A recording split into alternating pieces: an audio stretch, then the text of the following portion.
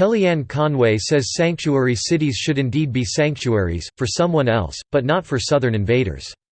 All across our country, Democratic leaders have turned their cities into sanctuaries.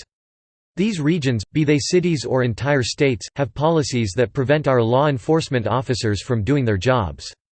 Sanctuary cities forbid local cops from handing over wanted criminals to federal authorities, and true Americans suffer as a result.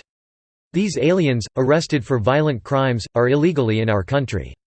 They should be deported. One of Trump's top allies, Kellyanne Conway, spoke at a recent event, and she exposed sanctuary cities and the Democrats who created them.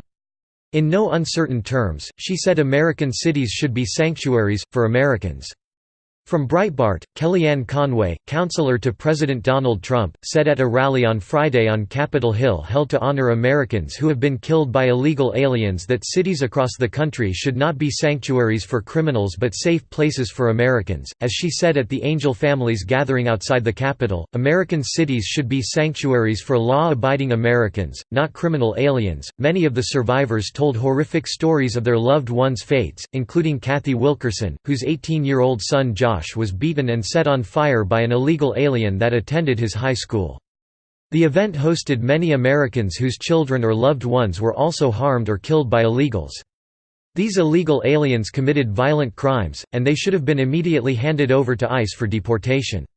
Right? Instead, sanctuary cities, from California to New York, protected them from the federal government, and then these criminals were released to do harm again. Can anyone explain how that can be allowed, in the United States of America?